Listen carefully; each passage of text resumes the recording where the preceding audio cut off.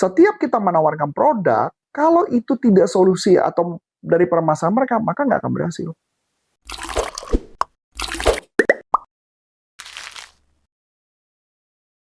Halo sahabat sales, balik lagi sama aku Aulia di YouTube channel Coach Antoni Syarif yang membahas seputar selling dan marketing. Nah, sahabat sales, kali ini kita akan membahas gimana sih cara follow up kepada customer yang tadinya tuh menunda buat beli. Padahal kita kayak lagi ngejar-ngejar buat target akhir tahun nih teman-teman. Nah, penasaran kan gimana caranya? Yuk langsung aja kita tanya ke Coach Arif. Halo Coach. Halo. Iya, apa kabar Coach? Baik. Alhamdulillah. Gini Coach, ini kan para sales pasti lagi ngejar target buat akhir tahun ya Coach ya. Nah, pasti kan ada customer-customer yang sekiranya nunda buat beli. Nah, gimana caranya kita sebagai seorang sales nge-follow up customer ini agar jadi beli Coach? Oke. Jadi ini mirip pertanyaan dengan ketika minggu lalu saya ngajar kelas lisensi NLP Business Practitioner. Jadi saya jawab bahwa kalau kita mau nge-follow up ke customer, sebenarnya kita harus dulu di awal bukan bagian follow up-nya, tapi di bagian berkaitan dengan apakah produk kita sudah sesuai nggak dengan kebutuhan mereka. Saya kasih contoh gini deh. Kayak contoh kita tadi kan ada meeting ya, dengan satu company. Ya kebetulan. Nah ketika kita meeting dengan satu company tersebut, sebenarnya kan ini kan kita follow up session ya. Tapi pertanyaannya waktu ketika pertama kali saya ngobrol dengan orang ini, kita sudah ngasih kunci-kunci bahwa di mana penawaran produk kita itu bagus banget buat mereka. Bukan produk kita bagus, tapi kebutuhan mereka akan terjawab di kita. Kita bisa ngejawab pertanyaan dia. Akibatnya, kita cuma nge-follow up saja. Karena kita sudah penjelasan di awalnya udah clear. Nah, kemudian kan hari ini kita meeting. Karena follow up session kan, jadi follow up. Jadi ini padahal udah mundurnya udah agak lumayan lama ya, mungkin udah lebih dari 2 minggu ya. 2 minggu, 3 minggu ya. Nah ketika kita follow up, maka apa yang saya lakukan? Sama, saya mempresentasikan hal yang sama, mereka jadi berpikir. Mana yang saya tawarkan? Tujuannya apa? Supaya saya tahu next-nya gimana. Maka setiap telepon idealnya adalah, jadi kita nggak bisa nawarin satu buah produk kalau mereka nggak butuh. Tugas kita ketika menawarkan sesuatu, kita harus mencari tahu dulu kebutuhan si customer-nya apa. Ketika tahu kebutuhannya apa, baru kita bisa nawarin. Masuk akal dong? Nah, ketika kita nawarin, maka dia otomatis akan mau lebih lanjut kita berbicara. Makanya kalau tadi diperhatikan, saya mulai berbicara mengenai kelebihan kami adalah apa, fokus kami di benefit kami yang bisa menjawab problemnya mereka. Itu aja yang saya mau bicara. Walaupun di depan misalkan pas lagi pertama kita gali kebutuhan customer nih Pak. Nah terus ibaratnya kita juga udah kayak ngasih tahu benefit yang bakal didapat tuh apa aja gitu. Nah pas lagi saya nggak akan pernah ngasih tahu. Saya akan cenderung bertanya dulu. Problem mereka apa? Apa yang bisa saya bantu? Baru saya akan nunjukin. Makanya kenapa ke setiap presentasi saya selalu dimulai dengan kalimat munculnya pertama problem dulu. Kemungkinan dugaan-dugaan problem. Dan mereka menyari, iya itu problem saya. Baru saya presentasi, kalau enggak. Kayak gitu ya. Sama aja kayak kemarin contoh, ketika saya mengajar di salah satu marketplace yang cukup terkenal. Kebetulan saya ngajar bareng dengan pakar brand nomor 2 dunia. Dan ketika saya mengajar di brand itu, kebanyakan kegagalan orang jualan adalah karena mereka langsung offering produknya, kenapa produk kami berguna. Tapi bukan fokusnya adalah kami mau ngebantu penjualan Anda supaya omsetnya meningkat. Beda loh. Saya mau nawarin fitur produk saya. Sama, saya mau menawarin supaya penjualan Anda, produk Anda di marketplace kami meningkat dibandingkan sebelumnya. Dengan fitur kami. Beda nggak? Beda. Yang satu nawarin produk.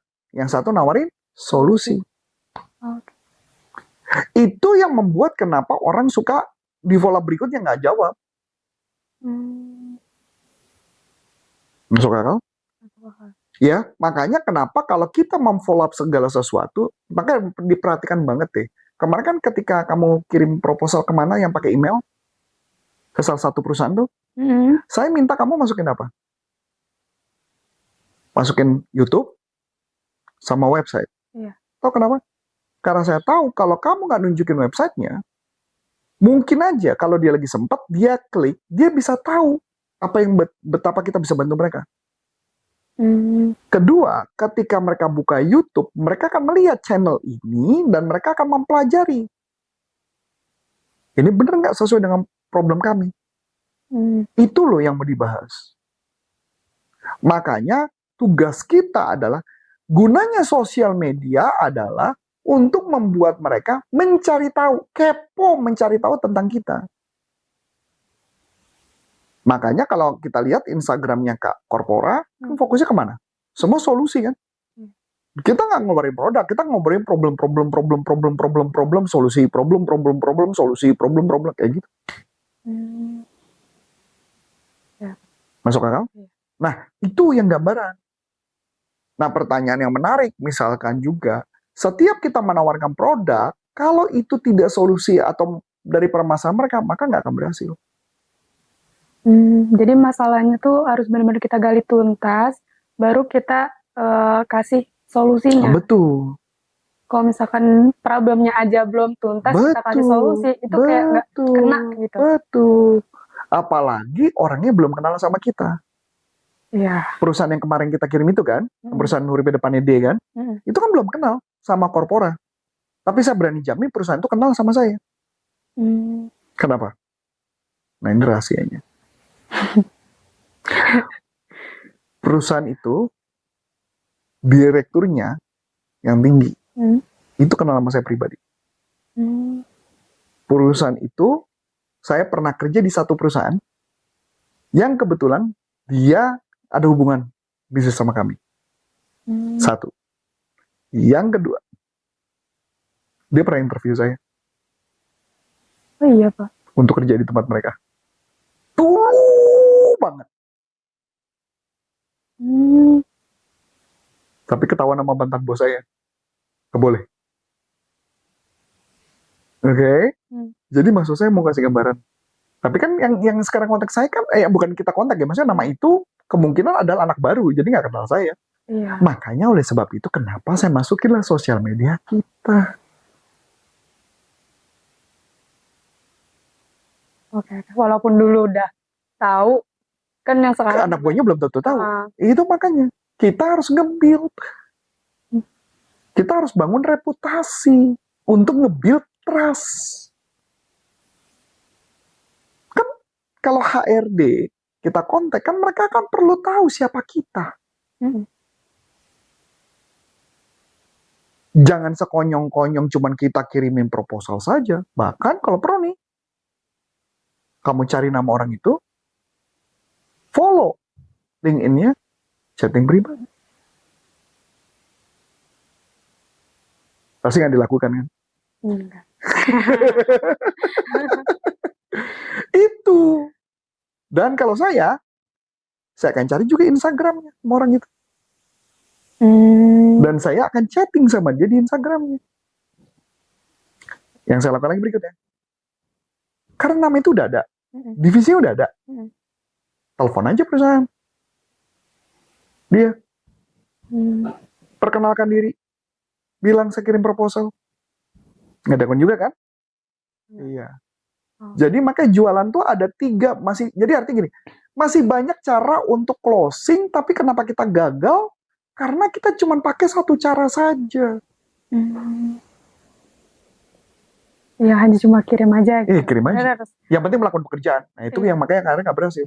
Kalau saya nggak mau tahu harus closing apapun ceritanya. Ya saya bisa sih kontak atasnya presiden, saya kontak direktur CEO-nya bisa. Itu mah saya yang closing, bukan kamu yang closing. Nangkap nggak konsepnya? Selling itu follow up tuh pengertiannya adalah ketika kita memberikan sesuatu, itu benar-benar ngejawab pertanyaan mereka dan problem mereka. Itu follow up. Oke. Kalau misalnya follow up juga, ibaratnya di awal kalau misalkan emang belum kenal ya, follow up itu juga kita juga mengenalkan ibarat personal branding lah gitu. Kalau misalnya kita nggak personal branding pun, kalau misalnya kita follow up terus ya, ini ngapain sih malah ngeganggu gimana gitu. Iya. Masuk akal dong? Iya. Pertanyaan menarik berikutnya. Emang saya bikin buku untuk apa? Personal branding. Kan Kan kalau orang itu dikasih buku juga nggak rugi saya kan. Kalau buku selling. Iya. Jadi tahu kan. Iya benar saya butuh. Itu makanya kenapa sebuah bisnis kalau ketika follow up kita harus benar-benar memberikan solusi kepada mereka semua. Sampai terjawab. Ya nggak bisa main cuman kirim doang, percuma. Kirim juga kalau nggak ada, sama kayak kita kan ada kirim buku ke salah satu perusahaan yang memang kita follow up kan. Tapi dia tunggu aja, saya sengaja kirim aja deh bukunya. Tapi kan kita kenal, kita follow up. Nah kalau kirim buku kepada orang yang tidak kenal kan nggak ngefek, buat apa? Mendingan kamu deketin satu customer kamu kasih sesuatu gitu loh. Itulah yang saya kamu kasih ke Bill.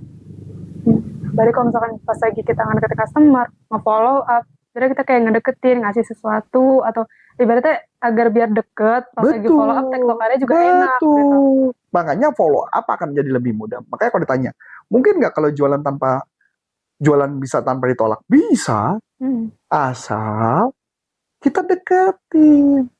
Paling nggak orang itu notice, oh ada yang namanya Aulia ya. Nah emang yang kirim proposal ke dia pasti banyak banget tuh. Tapi bisa nggak proposalmu stand out? Makanya saya minta bikin company profile, bikin cover letternya beda kan? Ya kalau kamu tulisnya cover letternya apa? Semoga bisa diterima dengan baik. Ya, nggak ada stand out, ya nggak ada. Iya kemarin dari Bapak kan juga, kalau misalnya follow up juga ada pertanyaan buat diskusi lebih lanjut. Iya. Sama aja kayak kamu kirim CV kalau ngelamar kerja. Ini CV saya, semoga diterima dengan baik. Lah kalau mami yang kirim 1.000 orang gimana? Nggak dibaca. Masuk akal? Masuk akal. Makanya kenapa anak saya juga mencari kerja dan sekarang lagi banyak panggilan, karena cover letter menjadi bagian penting. Apa yang membedakan kita dengan orang lain? Oke. Jadi kalau ditanya, masih banyak 1.000 jalan kan untuk berhasil closing? Iya. Kalau nggak closing karena pasrah. Follow up, mudah. Asal kita tahu bagaimana ngunci di awalnya.